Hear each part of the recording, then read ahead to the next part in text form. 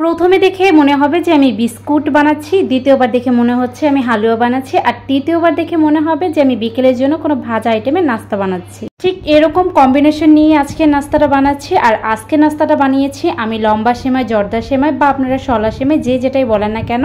তো এই সেমাইটা দিয়ে হচ্ছে বিকেলের জন্য দুর্দান্ত স্বাদের একটি নাস্তা বানিয়েছিলাম। আর এটা যদি দুধে ভেজানো হয় তাহলে তার কথাই নেই, একেবারেই জমে যায়। তো চলুন রেসিপিটি আপনাদের সাথে শেয়ার করি। এখানে হচ্ছে আমি শলা সেমাই নিয়েছি, এটা আমার ঘরেই ছিল, রোজারিতে কেনা হয়েছে, তো খাওয়া হচ্ছিল না, সেজন্য ভাবলাম বিকেলের জন্য ঝটপট নাস্তা বানিয়ে নিই।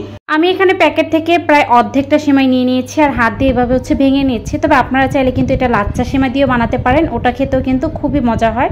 তো তারপর হচ্ছে একটি ডিম ভেঙে নিচ্ছি, তারপর হচ্ছে অ্যাড করে দিচ্ছি আমি 3 টেবিল চামচ চিনি। তবে আপনারা চাইলে চিনির পরিমাণ বাড়িয়ে বা কমিয়েও দিতে পারবেন।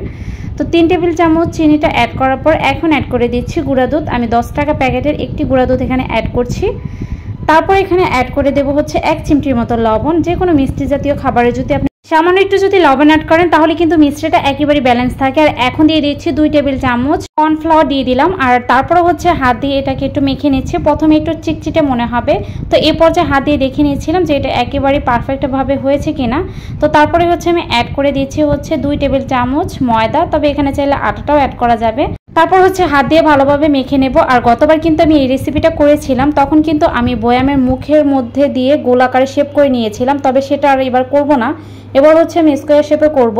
তো আপনাদের মন মতো যে কোনো ডিজাইনে আপনারা করে নিতে পারবেন। তো এখন হচ্ছে একটি ট্রের মধ্যে সামান্য একটু অয়েল ব্রাশ করে নিচ্ছি। তারপর হচ্ছে সেমাই মিশ্রণটা দিয়ে হাত দিয়ে তারপর এভাবে হচ্ছে চেপে চেপে চারকোণারে আমি ঠিক মতো বসিয়ে দিচ্ছি। তো তারপর হচ্ছে আমি একটি স্প্যাচুলা দিয়ে এভাবে সমান করে নিচ্ছি। আর এবড়ো থেবড়ো যে অংশগুলো এগুলো হচ্ছে স্প্যাচুলা দিয়ে এভাবে ঠিক করে নিলাম। এখন কিন্তু পারফেক্টভাবে সেমাইটা বসে গেছে, দেখতে পাচ্ছেন আমি সোজা করে ধরছি, পড়ে যাচ্ছে না। তো তারপর এখন হচ্ছে আমি ছুরি দিয়ে এটাকে কেটে নিচ্ছি। তো ছুরির মধ্যে একটু আমি অয়েলও ব্রাশ করে নিয়েছি। তারপর আপনাদের মন মতো একটু ছোট বড় করে আপনি নিতে পারবেন। তো আমি একটু বড় করেই রেখেছি, এটা বিস্কুট আকারে আমি বানিয়েছি। তো যাই হোক, তারপর হচ্ছে হাত দিয়ে এবড়ো থেবড়োর অংশগুলো আবার একটু সমান করে দিচ্ছি। তো এভাবে কিন্তু খুব ইজিলি বানিয়ে নেওয়া যায়। আপনারা কিন্তু হাতে 15 মিনিট যদি সময় রাখেন তাহলে এই নাস্তাটা বানিয়ে নিতে পারবেন, এতটা তাড়াতাড়িভাবে এই নাস্তাটা বানানো যায়।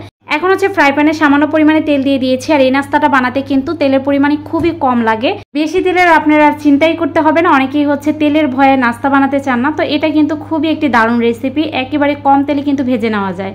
তো এখন হচ্ছে এক এক করে দিয়ে আমি লো থেকে একটু আঁচটা বাড়িয়ে তারপর উল্টিয়ে পাল্টিয়ে ভেজে নিচ্ছি। আর এটার কালারটা একটু ব্রাউনিশ হবে, ব্রাউনিশ হলেই কিন্তু এটাকে উঠিয়ে নিতে হবে, একেবারেই পোড়া যাবে না, তাহলে কিন্তু পোড়া গন্ধ আসবে। তো এই পর্যায়ে হচ্ছে আমি উঠিয়ে গরম গরম প্লেটে সার্ভ করছি। আর এটা খেতে কিন্তু অসম্ভব মজা হয়। তো আপনারা চাইলে কিন্তু এটাকে দুধেও ভিজাতে পারেন, দুধের একটু প্রসেস করে তারপরে কিন্তু এটা ভিজিয়ে নিতে পারেন, তাহলে কিন্তু খেতে আরও মজা হয়। তো যাই হোক, আশা করছি বরাবরের মতো রেসিপিটি আপনাদের কাছে খুব ভালো লেগেছে। এরকম রেসিপি যদি আপনাদের কাছে ভালো লেগে থাকে, আমার পেজে যারা নতুন আছেন অবশ্যই আমার পেজটাকে ফলো করে এরকম রেসিপি পাওয়ার জন্য আমার সাথেই থাকবেন। এখন একটি আপনাদের সাথে ভেঙে শেয়ার করছি, দেখতেই পাচ্ছেন একেবারে বিস্কুটের মতো লাগছে। তো পরবর্তী রেসিপি নিয়ে আবারও চলে আসবো। আল্লাহ হাফেজ।